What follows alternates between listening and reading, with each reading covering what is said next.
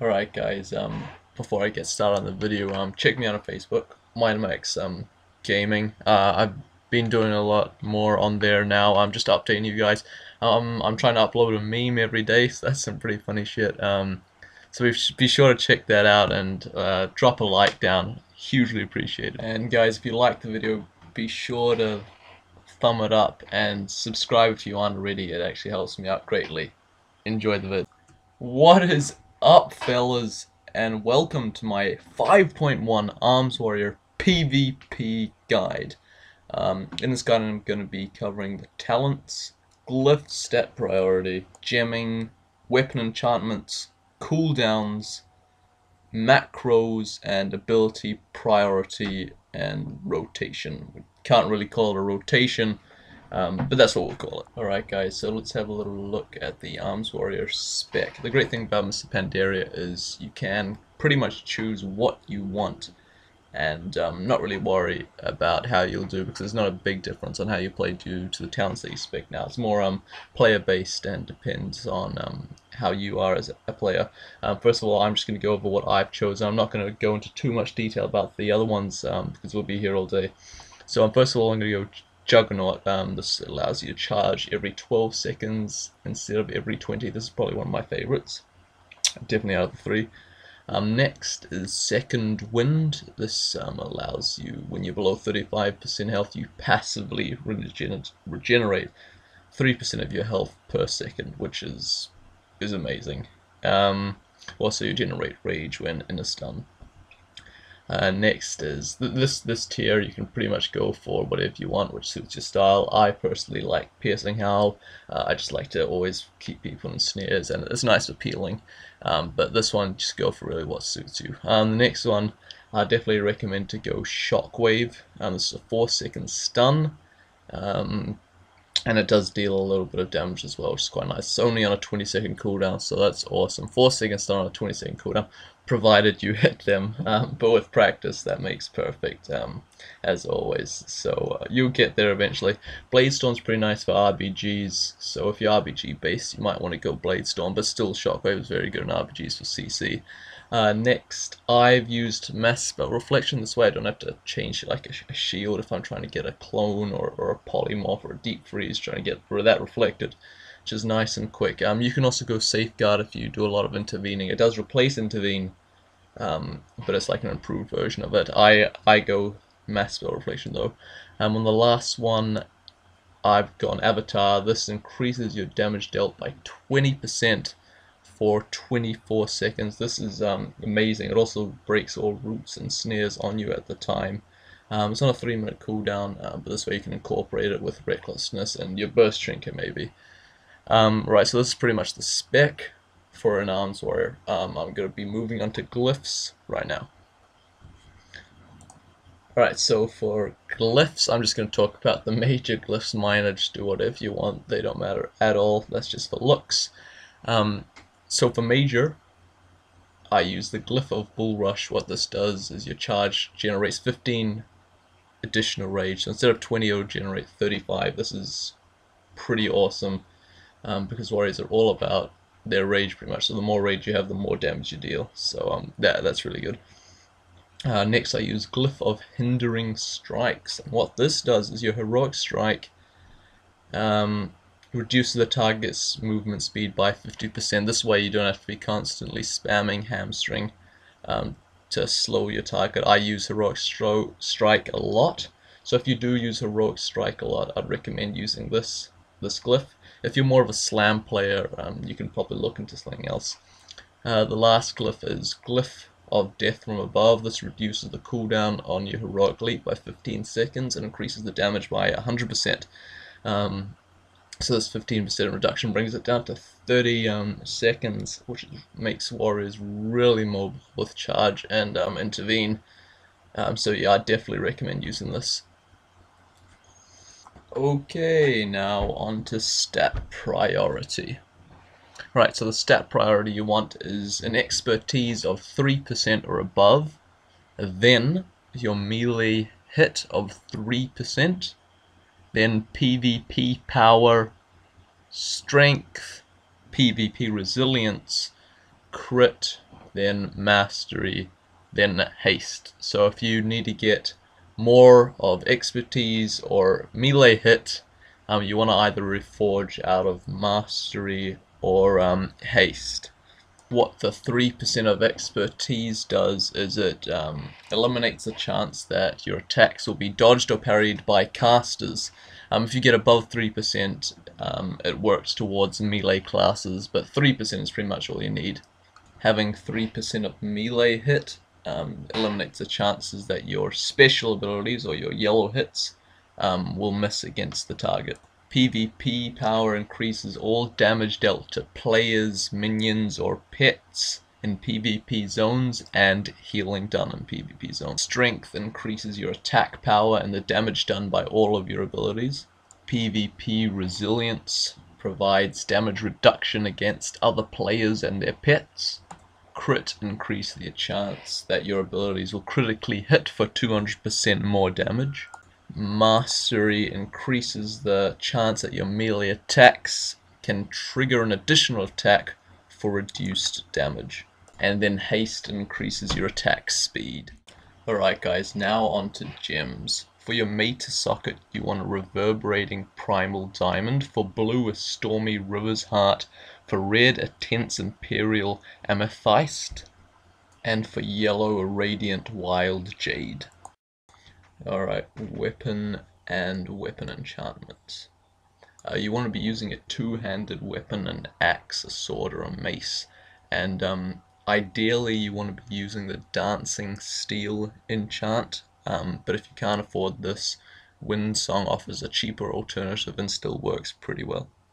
Okay, now let's have a little look at cooldowns. I'm going to start off with offensive cooldowns. First, there's Recklessness. This lasts for 12 seconds and increases the chance that you crit for 50%. It's on a 5-minute cooldown though.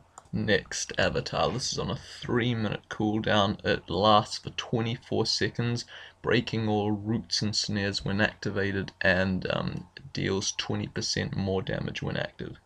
Deadly Calm reduces the rage cost of your next 3 heroic, strike, or cleave attacks by 10 rage on a 1-minute cooldown. And lastly, Skull Banner, when placed, increases the critical chance of all raid members within 30 yards by 20%. It lasts 10 seconds and it's on a 3-minute cooldown. You can also intervene to your war banner. Alright, defensive cooldowns. First is Shield Wall on a 5-minute cooldown. It reduces all damage taken by 40% for 12 seconds, although you must have a shield equipped. Next, Die by Sword. It increases your parry chance by 100% and reduces damage taken by 20% for 8 seconds and is on a 2-minute cooldown. Last, Rallying Cry. This temporarily grants you and all party raid members within 30 yards 20% of their maximum health for 10 seconds. After this though, the health is then lost. It is on a 3-minute cooldown. Alright, now on to macros. These will be in the description, so check them there if you want to copy and paste them. First off, my Avatar macro. This combines Avatar with Deadly Calm, Skull Banner, and my Burst Trinkets. Next, my Recklessness macro. This casts Recklessness and combines it with any Burst Trinkets. Alright, my Shield Wall macro. This equips a one-hander and a shield, casts Shield Wall and puts me in defensive stance. It'll also use a healthstone if you have one. My Spell Reflection macro. This equips a one-hander and a shield and casts Spell Reflect. And finally, my Charge macro. This is probably my favorite macro and one of the best macros out there. What it does is if your target is harmful or an enemy target, it will charge. If it's a friendly target, it'll intervene. And if you spam it, it applies Hamstring to the target. Okay, now onto the ability priority. I'll show you an example of this in a second, but first let's go over it. Alright, so Charge is your #1 priority. This pretty much sets the tone for so many things because it builds your rage. Then you want to get them into a hamstring or snared, and then Mortal Strike. If you're in execute range, then you probably want to use execute next. If not, then Colossus Smash, then Overpower, then Heroic Strike or Slam. You can use this as a filler when nothing else is on cooldown, or just as a rage dump. Alright guys, so this is pretty much what it's going to look like in action. You always want to have a buff up, Battle Shout, preferably, or if you've got low health then use Commanding Shout. Right here, I'll just use one of the 85 damage just for the lols. So you want to start with your charge, right? So I'm going to charge in, Hamstring, Mortal Strike, Colossus Smash, Overpower, and then Heroic Strike. Now back to Mortal Strike, Overpower, nothing's on cooldown, gonna Heroic Strike. My Hamstring Slut, Mortal Strike, Overpower, Colossus Smash, that's off cooldown now. Back into Heroic Strike, Mortal Strike, Overpower. Okay, nothing else, filler, Heroic Strike. Use it again, Mortal Strike off cooldown, Overpower, Heroic Strike. Nothing is on cooldown, Mortal Strike, Overpower, Heroic Strike, Colossus Smash is off now, Mortal Strike, Overpower. I'm going to give a few seconds until I use Colossus Smash, Mortal Strike, Colossus Smash, Overpower, and back to my filler. Alright, so this is pretty much what your rotation looks like, guys. Obviously you're going to mix in your offensive cooldowns in there whenever you feel the need is there. So if you want to do some extra bursts, mix in your offensive cooldowns. If you're taking a lot of damage, that's obviously when you pop your defensive cooldowns. Yeah, so I'll give you a little look at what that looks like with your offensive cooldowns. Also mix in your stun, shockwave. That'll, obviously you guys know what a stun is, so mix that in there as well if you want to take even more damage and keep them where they are. Right, so I'll mix this in with a shockwave this time. So what I'm going to do, generally if you're going to use a shockwave, I'd say the best time is to use it right on your charge. So on your charge stun, that way they're still in a little stun, they can't get out the way. So that'll be just before your hamstring even. So let's have a look here. Hamstring, Colossus Smash, and now I'm starting to burst, Mortal Strike, Overpower. It's the same rotation though, Heroic Strike, nothing's on cooldown, Mortal Strike, Colossus Smash into Overpower. Nothing's on cooldown, Heroic Strike again, Mortal Strike, Overpower, Heroic Strike, Mortal Strike, Overpower, Overpower again, procced, Overpower again, keeps proccing, Mortal Strike, Overpower, Heroic Strike, Colossus Smash, Heroic Strike, Mortal Strike, Overpower. So as you can see there, it does not vary when you're popping your cooldowns. Pretty much the same. Only one you're going to mix in there is Shockwave, but you should pretty much be using that off cooldown anyway. Yeah, so that's pretty much what the rotation looks like, or the stat priority, how you're going to use it. Alright, we're going to duel another warrior here, just to kind of show what you can do. I'm going to use this ability priority that I've said, and but I'm just going to mix in some other things, disarm, shockwave, and then my defensive and offensive cooldowns. If this guy is willing to duel, that is. Yeah, right, here we go. Okay, so start with the charge. Sometimes you won't always get it against a warrior.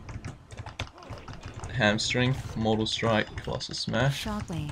His Shockwave missed. There's mine. Trinketed. Intimidating circle range. Right, he's popping his burst. Disarm him, pop retaliation. Best thing to do, maybe you can kite him on that, but don't really need to. Alright, so I'm just taking this calm. Just gonna play my fear.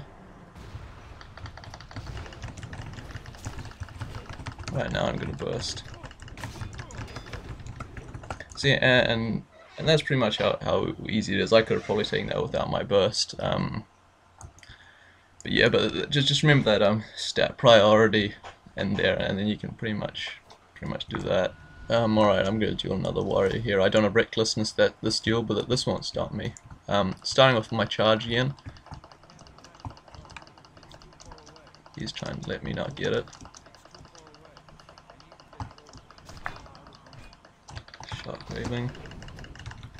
Right, see now this is why it's so important to have your charge, because I'm starting with a bit of rage. But here, running my normal priority, I'm going to trinket that. Disarm off. Intimidating shout. Again, probably not the best time to put trinket, he'd pop no cooldown, so I'm going to have to set a shockwave later here. That's alright. Right, I'm disarmed. Here, pop some burst. Now that I've gone on this down, I'm not sure if he did trinket earlier. Shockwave. Now he's probably gonna burst. And Yeah. deadly calm. Yep. Now I'm gonna pop. Coming out of that, I'm gonna pop my cooldowns. And just see if I can finish this off with no defensives. More than that. Yeah, there you go.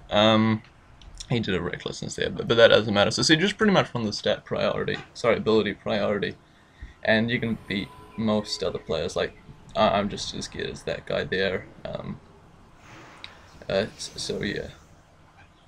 Hey guys, well I hope this video has helped you out. I hope it's given you a bit more understanding into your warrior class. I hope that you've picked up some good tips and tricks, some good macros from this vid, and check out some of my other warrior vids. If you're not sure, you can just look there, analyze how I play my ability priority, how I just mix things up when I pop offensives, defensives, and just look and learn from that.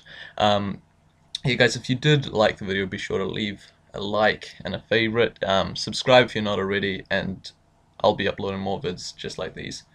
Well, as always guys, thanks for watching, and stay tuned for more.